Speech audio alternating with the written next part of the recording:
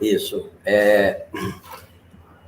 Uma das causas mais importantes dos medos de falar em público na verdade, não é o medo de falar em público, sim, mas é o medo da crítica, é o medo de se expor, é o medo de o que vão pensar, e se eu errar, e se eu não conseguir, e se eu falar alguma besteira, e se alguém me perguntar alguma coisa que eu não souber responder. Ou seja, esse medo, na verdade, não é o medo de falar em público. O medo, o que ocorre, vamos dizer assim, acarreta você falar em público, uma pessoa falar em público.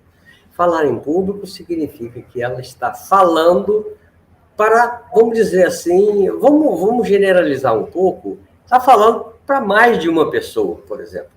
Se o indivíduo vai dar uma aula, ele vai estar falando em público.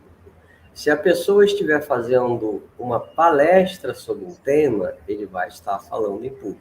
Ou seja, tem algumas pessoas olhando, ouvindo, prestando atenção nele, no que ele está falando. E isso, para algumas pessoas, principalmente essas pessoas que têm medo, tem pessoas que têm pavor de falar em público, né? E, às vezes, quando está em treinamento para ultrapassar essa dificuldade, eles, várias vezes, ensaiando, ele tem um branco. Não consegue ir para frente de jeito nenhum. Por quê? Porque o sistema emocional entrou em cena e assumiu o controle daquilo que o organismo precisa fazer para expressar o que ele está pensando, o conteúdo que ele vai falar. E uma coisa importante é que a nossa comunicação, né, você sabe muito bem disso, você é especialista em comunicação, né?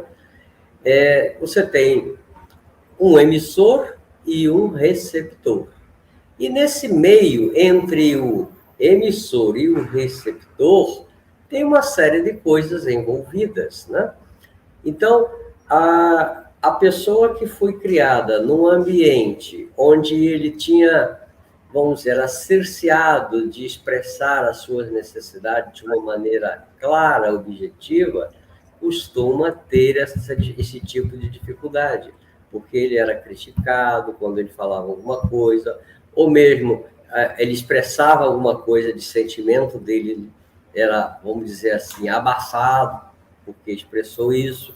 Então, quando a pessoa está comunicando, por exemplo, eu estou comunicando com você e com o nosso público. Essa comunicação, essa minha fala, minhas palavras, até sair da minha boca, ela teve um trajeto, ela teve um circuito neural que a gente não tem nem ideia de como é que isso acontece, né?